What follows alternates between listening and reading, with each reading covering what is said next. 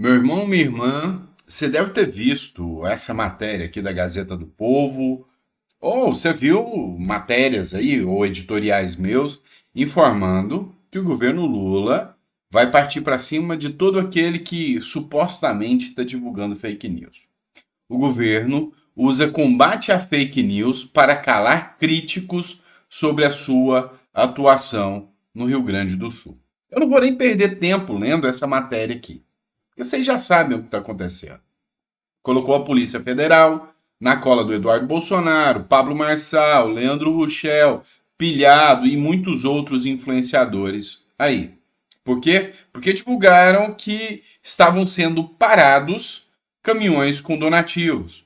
Porque divulgaram que o governo está sendo um verdadeiro fiasco para ajudar o povo do Rio Grande do Sul. O que vocês precisam entender? Vocês precisam entender que o governo Lula vai ter que preparar muita ação para processar muita gente, inclusive prefeitos. Eu quero que você assista um vídeo aqui com a reação de um prefeito, o prefeito da cidade de Farroupilha, lá do Rio Grande do Sul. Eu não conhecia o prefeito, mas já comecei a seguir ele. Tá? O nome dele é Fabiano Feltrin. E aí ele recebeu uma ligação do ministro Paulo Pimenta. O Paulo Pimenta também é do Rio Grande do Sul. Eu quero que você escute a fala do prefeito. E aí você vai me responder se o governo Lula está agindo, está ajudando ou não. Meu irmão Maneco, consegue me escutar? Prefeito Feltrin. É ele.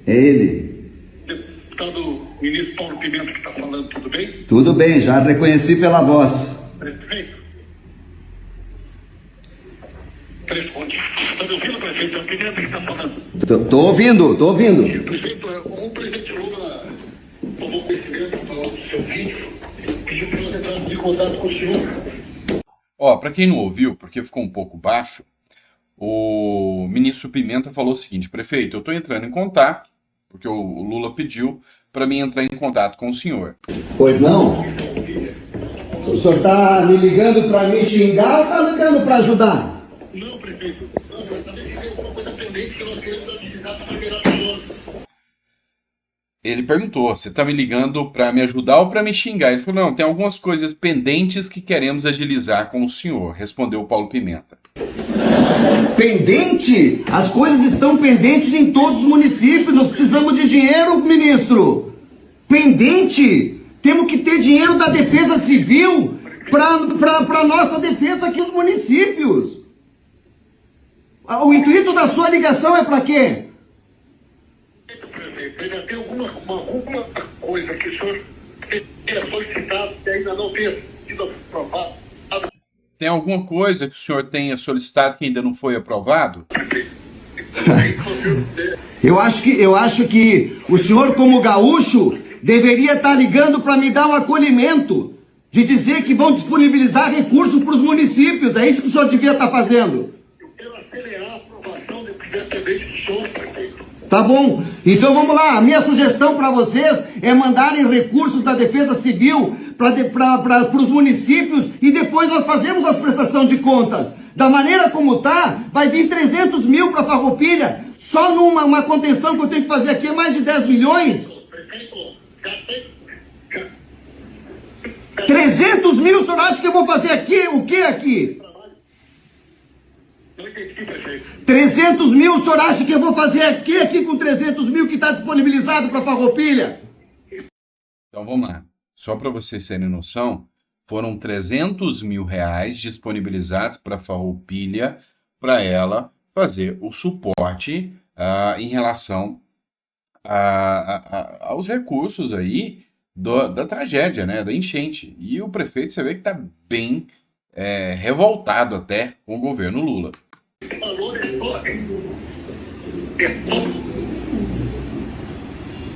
Tá cortando a ligação, infelizmente. Bom dia, meu irmão Mané.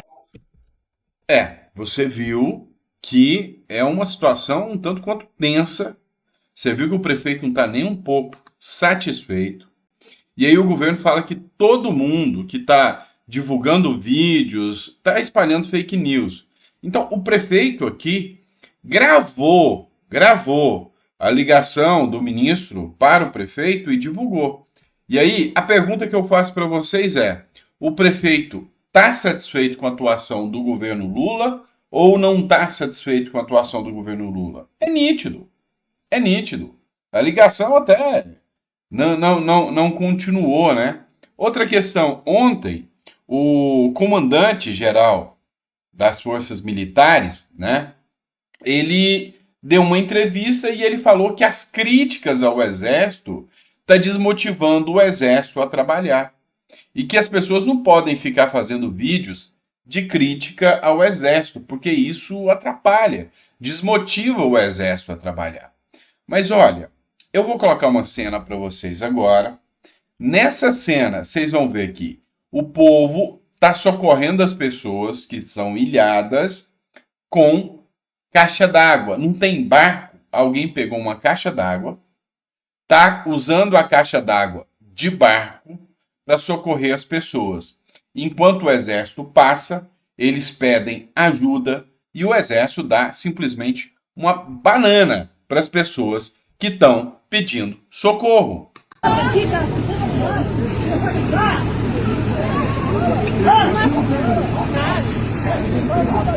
Você escutou o que o rapaz está gritando para o pessoal do exército? Não vai ajudar?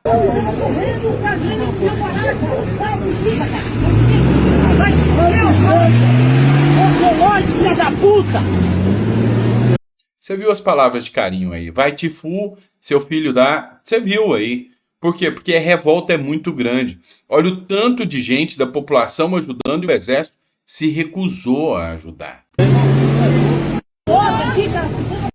Agora eu te pergunto, alguém que gravou esse vídeo, divulgou, está espalhando fake news, é um criminoso, precisa ser investigado pela Polícia Federal. A culpa do exército estar se sentindo chateadinho é do povo ou é do exército aqui? Ah, não me venha com chorumelas, né, pessoal? Vamos lá. Muita gente pediu para mim falar sobre a questão da saúde do Bolsonaro. O Bolsonaro, vocês devem saber, está internado ainda e o estado de saúde dele já está estabilizado. Matéria do Estado de Minas: internado, Bolsonaro tem estado de saúde atualizado por boletim médico. Jair Bolsonaro está internado em Hospital de São Paulo para tratar erisipela e obstrução intestinal.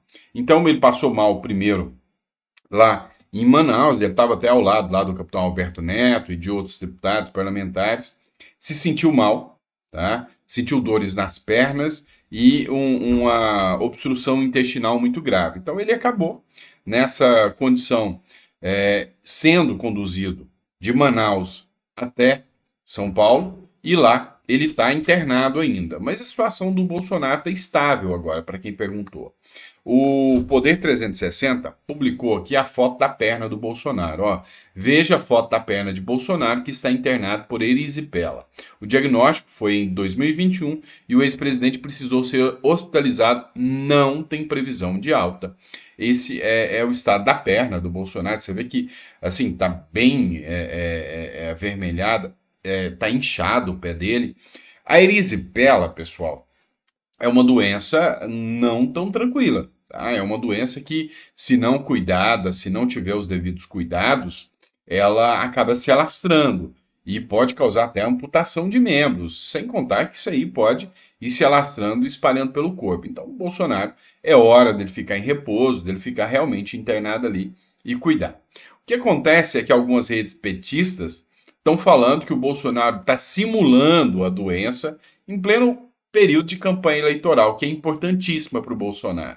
Mas eles estão dizendo que ele está simulando uma doença porque ele está com medo de ser preso pelo Alexandre de Moraes. Pois é, para você ver a que nível o pessoal chega, né?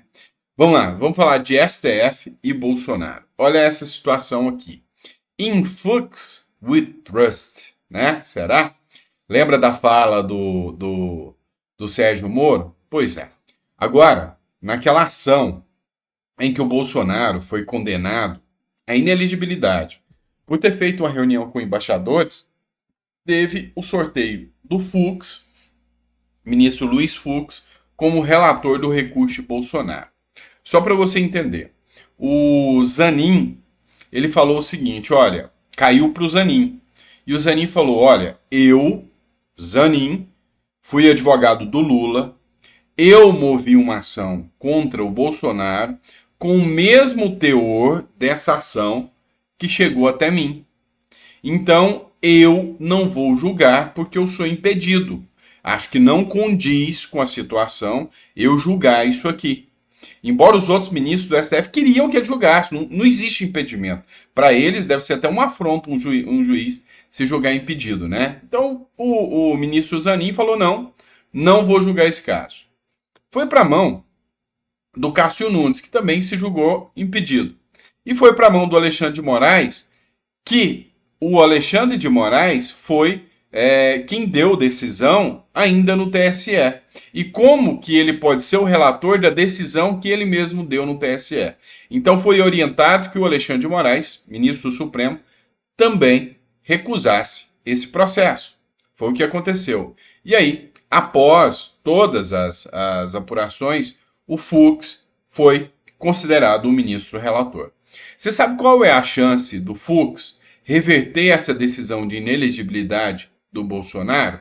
Zero. Nenhuma. Neca de pitibiribas. Nada dica de nada. Nada. Por que eu falo? É simples.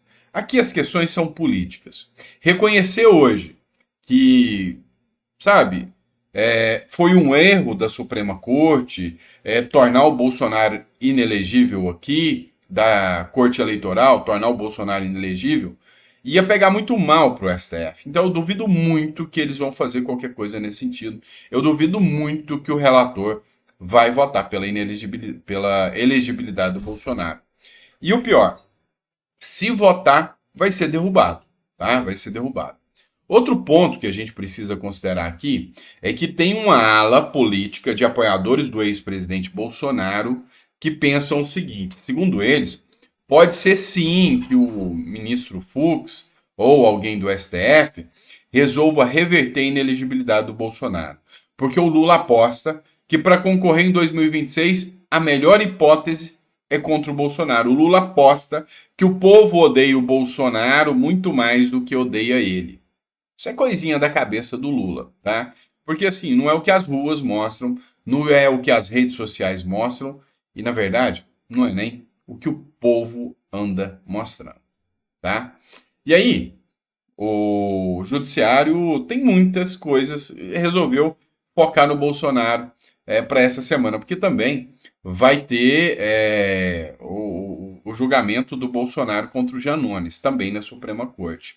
E por incrível que pareça, a Carmen Lúcia, ministra do Supremo Tribunal Federal, votou por receber parcialmente a queixa-crime do Bolsonaro contra o Janones. Bolsonaro xingou o Janones xingou o Bolsonaro de tudo quanto é nome possível. Genocida, ladrão e tudo mais.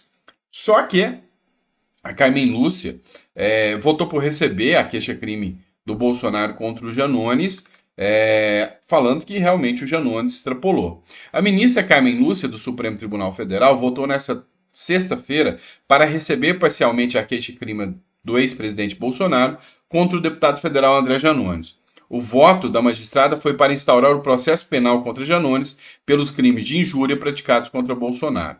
Abre aspas. Voto no sentido de rejeitar as preliminares e receber parcialmente a queixa-crime, para ser instaurado processo penal contra o querelado pelos crimes de injúria praticado contra o querelante.